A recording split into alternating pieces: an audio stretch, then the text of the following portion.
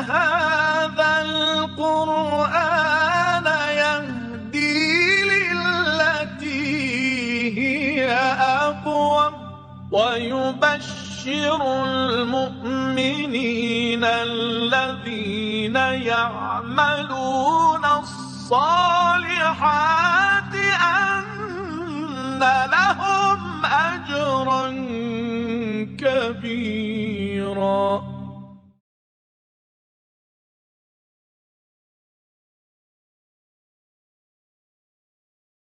أعوذ بالله من الشيطان الرجيم.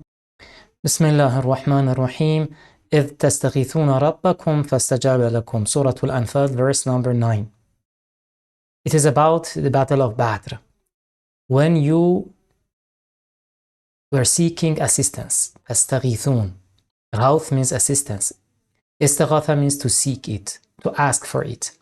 When you ask God, your Lord, ربكم, for help, for assistance. فاستجاب لكم. So he answered you. أني ممدكم بألف من الملائكة مردفين. What was the answer? That I will assist you. ممدكم comes from imdad. Imdad means supporting, assisting. I assist you with 1,000 from angels. But we have in Surah Al-Imran ثلاثة آلاف, 3,000. Here it says 1,000. How to reconcile these two verses? Allah says it's very simple, because I continues mordefin. Mordefin in Arabic comes from radif. Radif means if two people ride a horse, a camel, the one who sits back is called radif. So the verb used for it is radifa, and the verb used for the first one, who lets another person ride behind him, is ardafa. So ardafa means that the person lets another person sits behind him on horseback or on the back of a camel, another animal. So here the ayah says 1,000 from angels who are murdif, means who let other angels come behind them, after them. So they were, it shows that the 1,000 angels was the first group sent by Allah, and it was followed by others. Murdifin shows that this is not the end. Some other angels would come after them, and that ayah in Surah Al-Imran informs us of the number of the rest of angels who came down. وَمَا جَعَلَهُ اللَّهُ إِلَّا بُشْرًا. God did not make it except a bushra, a good news for you, a tiding for you. Make what? جَعَلَهُ. Who refers to what? Allah says, in the previous verse we had the word mumid. Mumid means the one who assists. From this word we can derive the noun imdad, which is support and assistance. Now this pronoun ja'alahu, hu, the last letter in ja'alahu, which is a pronoun, refers to imdad, which is understood from the previous verse. So this assistance, God made it as a bushra, a good news for you. وَلِتَطْمَئِنَّ بِهِ قُلُوبُكُمْ. And so that your hearts take rest in it, becomes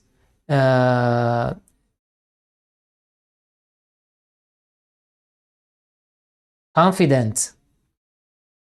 Allah says this ayah shows descension of angels, malaika, in the battle of Badr was not to fight with disbelievers. So the angels did not get involved in fighting and killing. It was Muslims, the Muslim army, who defeated the disbelievers. But the angels, they gave moral support. So they strengthened the hearts of the believers, because this ayah shows the nature of their assistance. Bushra an tatma'inna bihi qulubukum. وَمَا النَّصْرُ إِلَّا مِنْ عِنْدِ اللَّهِ. Victory is only from Allah. إِنَّ اللَّهَ عَزِيزٌ حَكِيمٌ. إِذْ يُغَشِّيكُمُ النُّعَاسِ. Nu'as means drowsiness. A a light sleeping, or you can say the beginning of sleeping, is called an-nu'as. يغشي means God, when He covered you, إذ يغشيكم النعاس, when He covered you with drowsiness. It means God made you sleep. أمانة من. Amana comes from the word aman, which is security. So that gave security to the believers, Muslims. Because if they were frightened, if they were nervous, they couldn't have slept. إذ يغشيكم النعاس, when God covered you with drowsiness, giving you security. And it was the moment that Allah's nasr and assistance, victory, descended to them. وَيُنَزِّلُ عَلَيْكُمْ مِنَ السَّمَاءِ أَمَانَةً مِنْ from it, from what, from whom? There are two possibilities. Min can refer to God and can refer to shaitan. Two opposite meanings. Because min can play two different roles in Arabic language here. Either you can say a security which is from God. It is given by God. So it is Allah. Or a security against. Aman min something means to be secure against something, to be secure of something. Giving you security against shaitan. وَيُنَزِّلُ عَلَيْكُمْ مِنَ السَّمَاءِ مَاءً, when Allah sends down to you from the sky rain, لِيُطَهِّرَكُمْ بِهِ, to purify you, وَيُذْهِبَ عَنْكُمْ رِزَّ الشَّيْطَانِ, and to remove from you the evil of shaitan, وَلِيَرْبِطَ عَلَى قُلُوبِكُمْ, and to fortify your hearts, وَيُثَبِّتَ بِهِ الْأَقْدَامِ, and to make your feet, أقدام, your steps, to make your feet firm, steady, يثبت.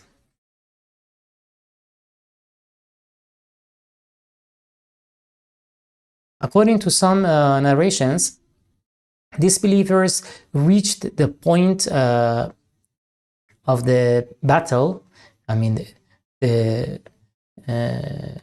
battlefield before Muslims. So they seized the wells of water which existed in that area. When Muslims arrived, they had no access to water. So for their prayer, they had to do tayammum. They didn't have wudu. Shaitan started tempting that you are not in the state of ritual purity. Now without wudu and ghusl, you are going to fight. And also because of the ground which was sandy, it was not easy for them to establish their position and to make it fixed. It was not easy for them to walk in the sands. But when it started raining, وَيُذْهِبْ عَنْكُمْ رِزَّ لِيُطَهِّرَكُمْ بِهِ, to purify you. Now you can make wudu. وَيُذْهِبْ عَنْكُمْ رِزَّ الشَّيْطَانِ, so this temptation of shaitan will be removed. وَلِيَرْبِطَ عَلَى قُلُوبِكُمْ, so it will give you bravery. وَيُثَبِّتَ بِهِ الْأَقْدَامِ, now you can easily walk in the sand, because now after rain it's not so that difficult to walk and to establish your positions in that sandy ground. إِذْ يُوحِي رَبُّكَ إِلَى الْمَلَائِكَةِ, when your Lord revealed to the angels, أَنِّي مَعَكُمْ فَثَبِّتُوا الَّذِينَ آمَنُوا, I'm with you, so strengthen the believers. ثبتوا, strengthen, make steady the believers. سألقي في قلوب الذين كفروا الرعب, I will cast terror into the hearts of disbelievers. And this is one of Allah's armies.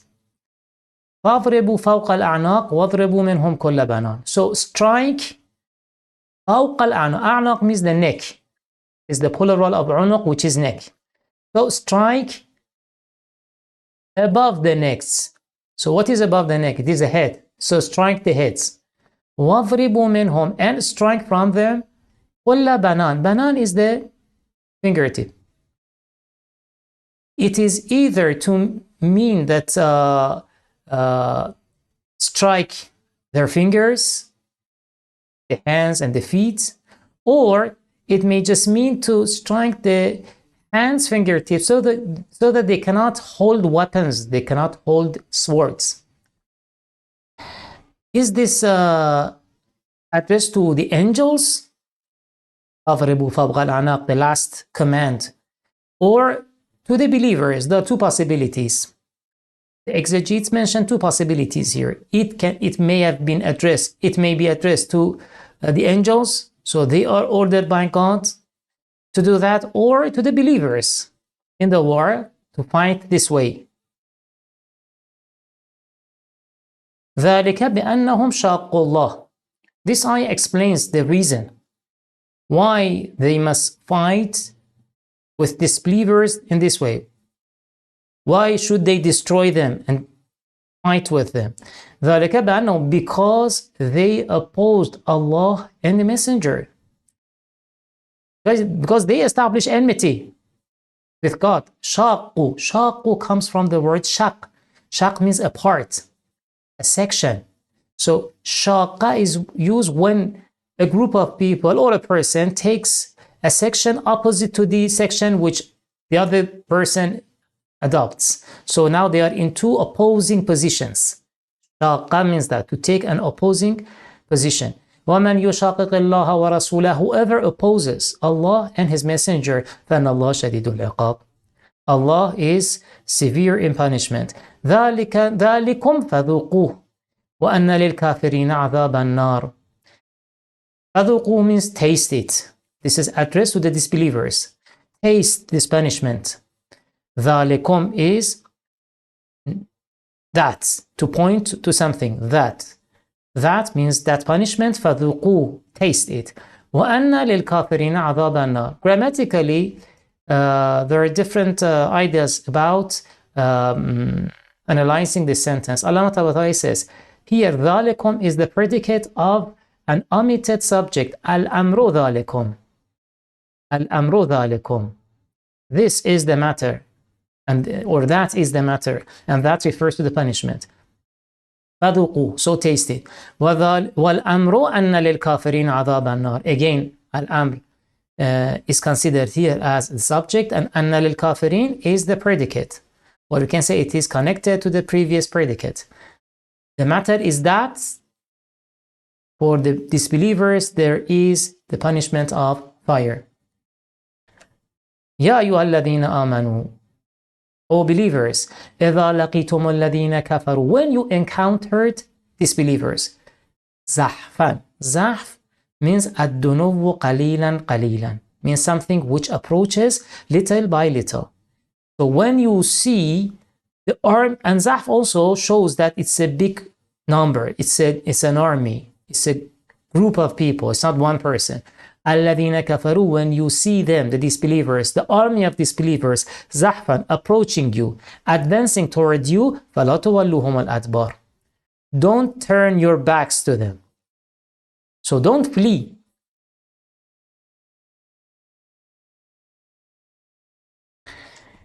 In the previous ayah, we talked about the prohibition of escaping the war, fleeing the fight with disbelievers.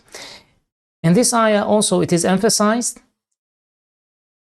the sin of escaping the war is considered one of the grave sins. And in this ayah, the person committing this sin is threatened to Jahannam, وَمَأْوَاهُ Jahannam, you see. But two exceptions are made. There are two permissible exceptions. One, if the person is just changing the position to fight better. He finds his current position is not proper for fighting, and it is risky. So it's better to go to another position and to fight. So he is not indeed retreating. Or if another group is joining them, so he's now probably stepping a little back to join the other company, the other troop, which is troops which are coming, so that they can fight better. But if there is none of these two exceptions, then it is haram to flee. Actually, Allah says, there is another verse in the same surah, Surah Al-Anfal, which shows that the number of the enemy's army also should be considered. For example, if they are 10 times more than you, now you don't need to fight. You can retreat. Because that ayah in one of the last verses of Surah Al-Anfal says that up to twice, if they are twice bigger than you in number, if the troops of the army are twice bigger than you, then still you must fight. But if they are more, 3 times, now you have permission not to fight. But that is not mentioned in this ayah. Inshallah, later we shall come to that ayah. وَمَنْ يُوَلِّهِمْ يَوْمَئِذٍ دُبُرَهُ.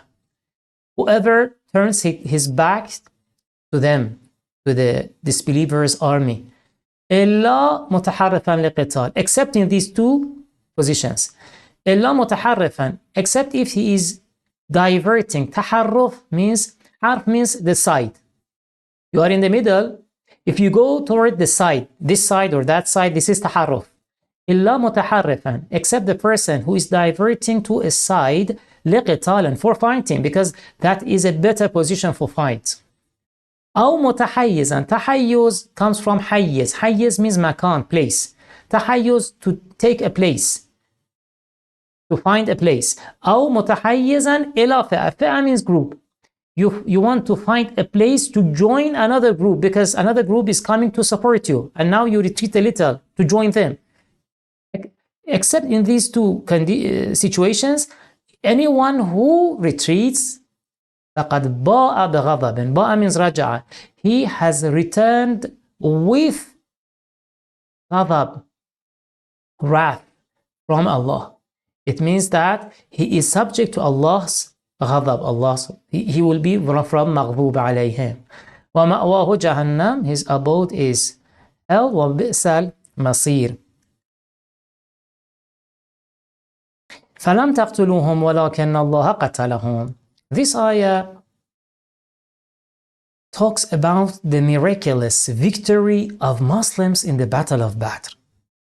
An army consisting of a little more than 300 soldiers with very few horses or camels, probably 1-2 horses.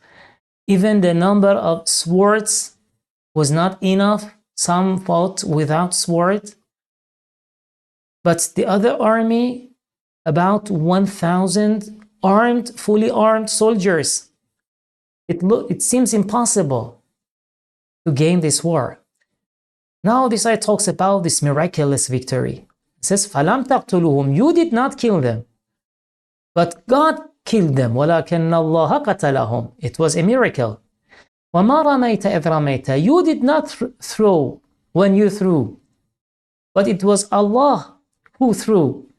Allah says, this is about an event in the Battle of Badr, when the Prophet took a handful of sand and threw it toward disbelievers and made this dua, shahat wujuhul qawm, or similar to this word, that may their faces be scorched.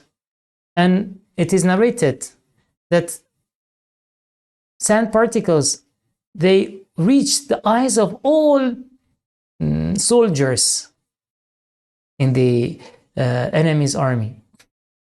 So it says it was a miracle. You didn't do that. وَلِيُبْلِيَ الْمُؤْمِنِينَ مِنْهُ بَلَاءً حَسَنًا. God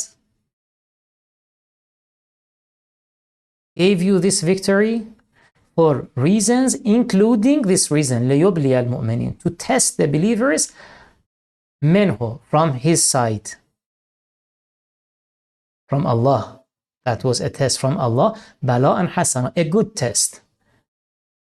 A good test, Allah says it can be a good test, or probably because a good ni'mah and mercy is to come after this test. That may be the reason why it is called a good test. And Allah Sami'un, all hearing. God heard you when you did istighatha. In the previous page we had إِذْ تَسْتَغِيثُونَ. When you ask for support, God heard you. إن الله سميع عليم. ذلكم وأن الله موهن كيد الكافرين. ذلكم means الأمر ذلكم. The matter is that. And that Allah weakens, muhin means makes something weak, weakens the plots, the conspiracy of the disbelievers. إن تستفتحوا فقد جاءكم الفتح. This ayah is not addressed to believers. The addressee of this ayah are the disbelievers, kuffar. Say, if you ask for a victory, you ask God for a victory, the victory has come to you. This ayah says, the victory has come to you, disbelievers, but how? It means the victory of Muslims. You have witnessed, you have seen. So in the battle, you ask God for victory. And there is a report saying that in the beginning of the battle, Abu Jahl said, "Oh God, our religion is the old one. Their religion is the new one. Support the one you favor." So he made a dua. Now this ayah says, okay, you ask for fath and victory to come down. It came, but to the opposite army, not to you. فَقَدْ جَاءَكُمْ. So it came to you this way. It is also to ridicule them. وَإِن تَنْتَهُوا. If you cease, you stop. فَهُوَ خَيْرٌ لَكُمْ. That is better for you, not to fight. وَإِن تَعُودُوا نَعُودْ. But if you return, we shall return. You want to plot again? We will also do something against you. وَلَن تُغْنِيَ عَنْكُمْ فَأَتُكُمْ شَيْئًا. فَأَ means the troops. Your troops will not avail you. وَلَوْ كَثُرَتْ. Even if they are too many. وَأَنَّ اللَّهَ مَعَ الْمُؤْمِنِينَ. And that God is with the believers. يَا أَيُّهَا الَّذِينَ آمَنُوا. O believers. أَطِيعُوا اللَّهَ وَرَسُولَهُ. Obey God and His Messenger. وَلَا تَوَلَّوْا عَنْهُ. Don't turn away from Him, means from the Prophet. It means don't disobey the Prophet. وَأَنْتُمْ تَسْمَعُونَ. While you hear. وَلَا تَكُونُوا كَالَّذِينَ قَالُوا سَمِعْنَا وَهُمْ لَا يَسْمَعُونَ. Don't be like those who said we hear while they did not hear. It is a reference to disbelievers. For example, we have a verse قالوا قد سمعنا. I says وإذا تتلى عليهم آياتنا قالوا قد سمعنا لو نشاء لقلنا مثل هذا. When our verses are recited for them, disbelievers, they said we heard. If we want, we can also say verses like that.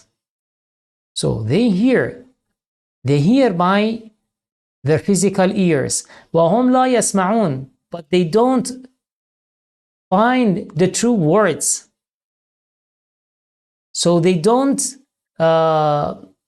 submit to the truth. لا يسمعون. The first سمعنا means those who hear. Those who use their ears to hear some voices. And that voice can be a verse of the Quran. But وهم لا يسمعون. لا يسمعون means they have no submission before what they hear. They have no submission before the truth. So don't be like these people. لا تكونوا. Or it can be a reference to a group of people in Mecca while the Prophet had migrated to Medina. They remained in Mecca, who said that yes, Islam is true, and they converted, but their faith was not strong. قالوا سمعنا. They said, okay, we heard the truth, we listened to the Prophet, and we followed the Prophet.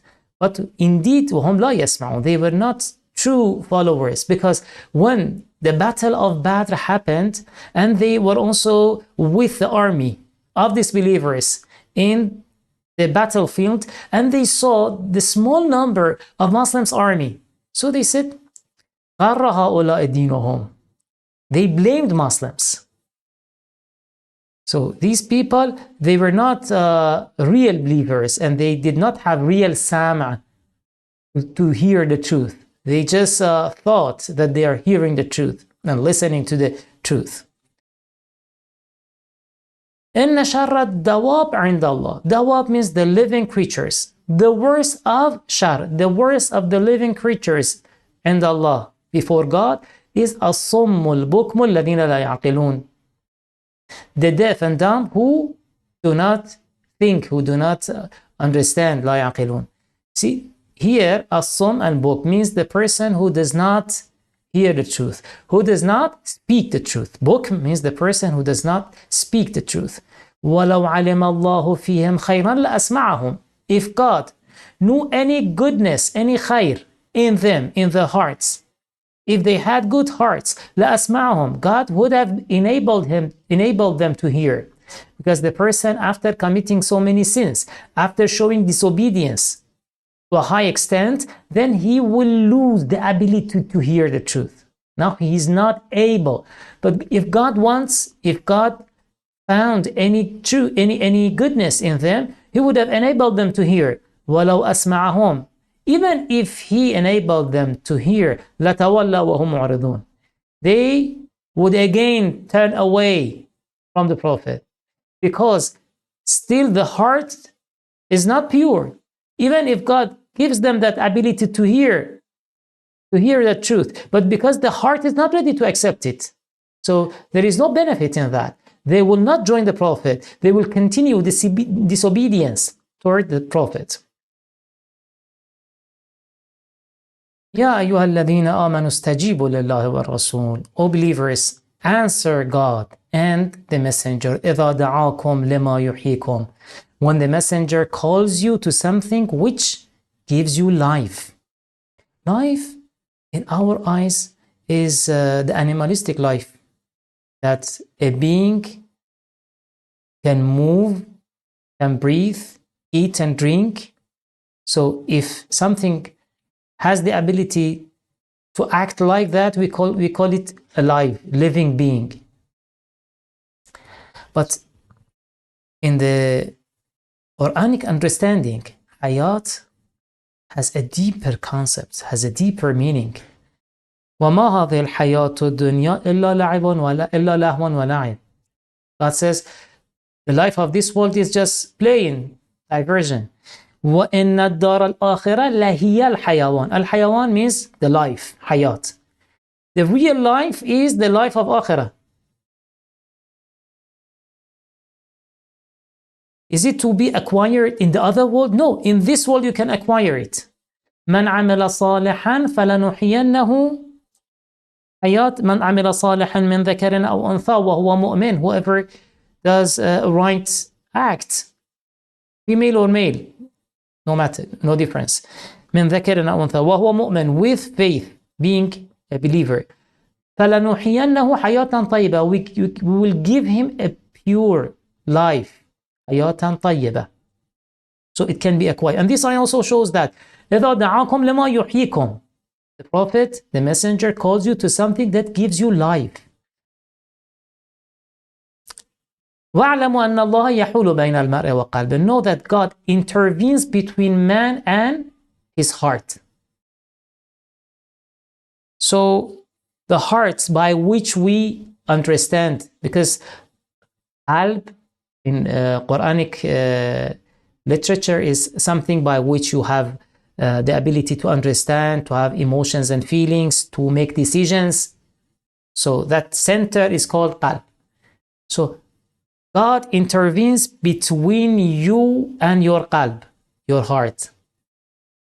Everything is in his hand. Even the decisions, even the thinking, the ability to understand and to have emotions, all are in his hands. So he can intervene. This is the meaning of يحول بين المرء وقلبه. Now, what is the relation between this part and the previous part?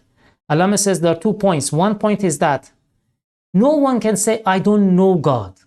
Because even before you reach your own heart, first you reach God. God is between you and your heart. See, it means that it's so close to you. No one can say, I don't know God. This is one point. And the other point is that even the believers, they must not think that they shall die as believers. Many things may happen to their heart and change their faith. We always must take refuge in God and to ask him to keep us in the right path. Because وَنُقَلِّبُ أَفْئِدَتَهُمْ وَأَبْصَارَهُم. There is another verse in Surah An'am. We transform their hearts. It may happen to my heart. There is no guarantee. وَأَنَّهُ إِلَيْهِ تُحْشَرُونَ. That all shall be gathered toward Allah the day of Hashr. And also it shows Allah's power over man. And the last ayah in this page, وَاتَّقُوا فِتْنَةً لَا تُصِيبَنَّ الَّذِينَ ظَلَمُوا مِنْكُمْ خَاصَّةً. And beware a fitna, which لَا تُصِيبَنَّ or لَا تُصِيبَنَّ. There are two readings, two qira'at of this verse. لَا تُصِيبَنَّ الَّذِينَ means fitna which belongs to the الَّذِينَ ظَلَمُوا, those who wronged from among you. So it is not kuffar, disbelievers, no. Some people, some unrighteous people within the Islamic society, minkum. So this fitna belongs to them. But ittaqu, all Muslims, they should be aware. They should all keep themselves away from this fitna. And it must be something about the disunity in the Islamic Ummah. Disunity starts with al-zalimin, with hypocrites, with those people who are within and among us, but they are not good people. It starts by them, but the harms covers all. So وَاتَّقُوا فِتْنَةً لَا تُصِيبَنَّ الَّذِينَ ظَلَمُوا مِنْكُمْ. It means it belongs to الَّذِينَ ظَلَمُوا. It belongs to the sinners. But all must be beware. But this is one qira'at. The other qira'at is وَاتَّقُوا فِتْنَةً لَا تُصِيبَنَّ. As you see, qira'at Hafs and Asim is لَا تُصِيبَنَّ. Allama says we can translate it this way: وَاتَّقُوا فِتْنَةً. This is the end of the sentence. Beware the fitna. لَا تُصِيبَنَّ الَّذِينَ ظَلَمُوا. Be careful so that it must not hit, it must not come to, it must not visit الَّذِينَ ظَلَمُوا مِنْكُمْ خَاصَّةً. Like the ayah in Surah An-Naml, لَا يَحْتَمَنَّكُمْ سُلَيْمَانُ وَجُنُودُهُ. The ant said to other ants that take care so that the army, Sulaiman and his army, should not destroy you. وَاعْلَمُوا أَنَّ اللَّهَ شَدِيدُ الْعِقَابِ. وَالسَّلَامُ عَلَيْكُمْ وَرَحْمَةُ اللَّهِ وَبَرَكَاتُهُ.